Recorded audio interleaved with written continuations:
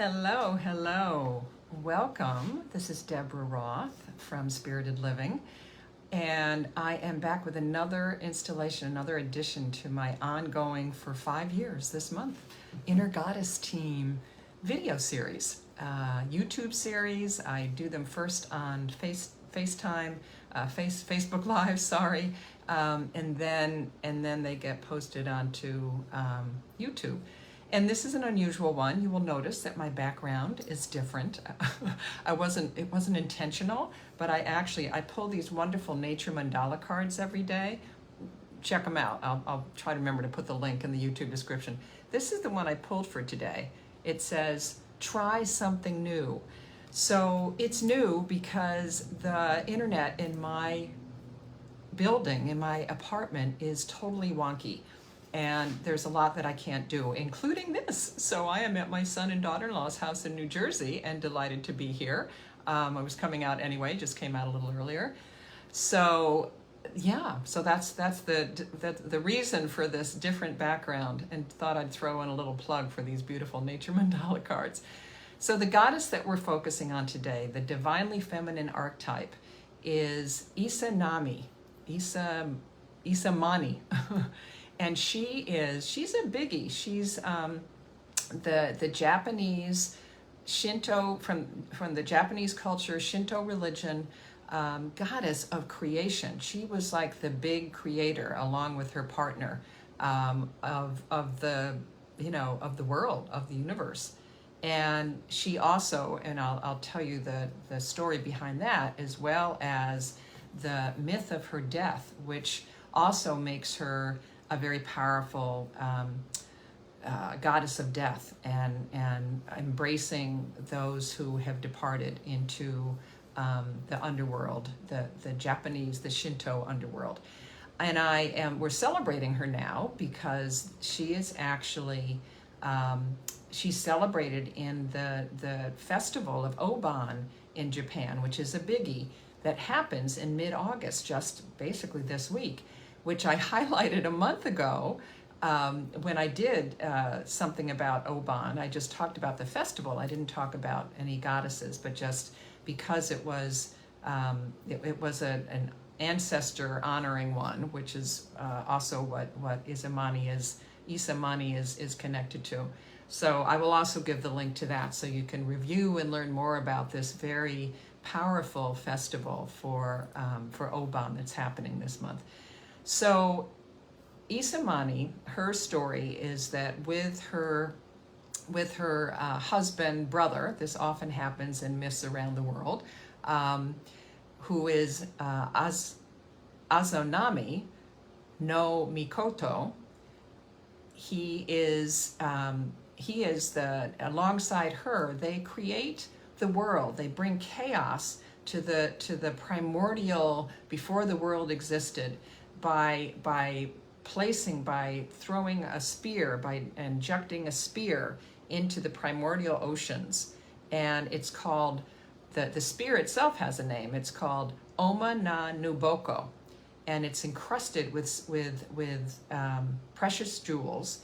And it's said that this is what they used to create the first islands of Japan. So and I actually have a picture of this. Well, I don't have a photo because I couldn't print anything.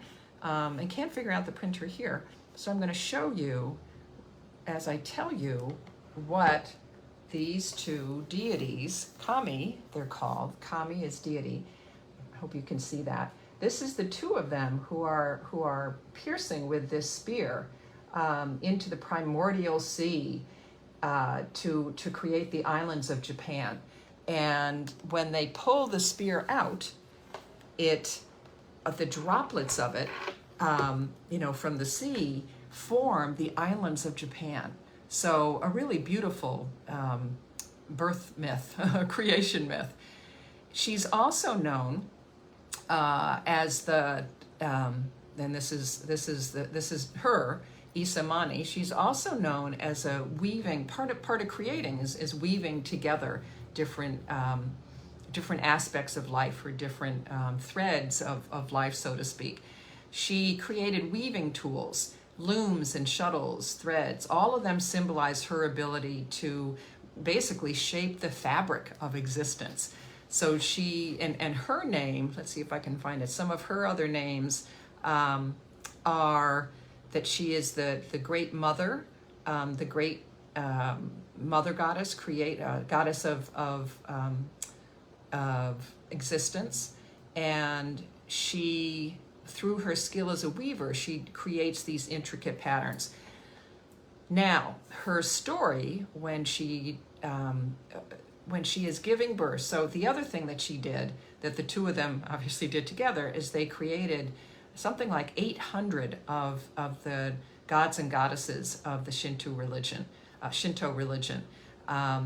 like the god of mountains, of wind, of fire, of a couple other ones that I'm not remembering, but there are 800 of them. And when she was giving birth to the god of fire, she was so badly burned, and she kept trying. She's always pictured as this young woman with long black hair, dressed in something that looks like a kimono, the traditional kimono, and she tried valiantly to survive this birth, but she was burned so badly that her injuries, she finally succumbed to her injuries. And many other, and the god of fire was still birthed, came into being.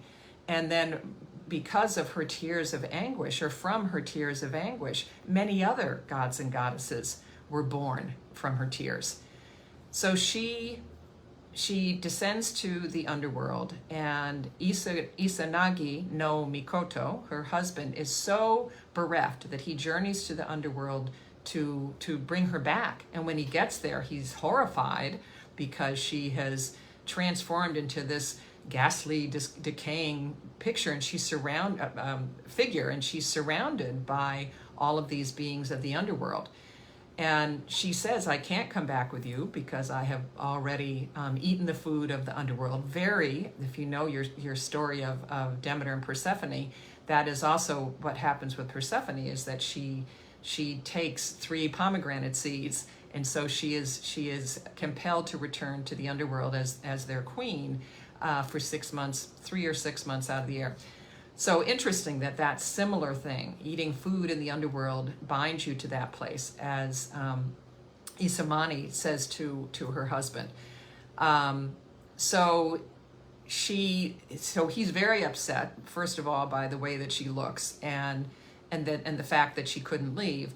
So he leaves her. By that time, she is evolved into the goddess of death. She leaves Yomi there and blocks the entrance with a boulder to keep her from following him.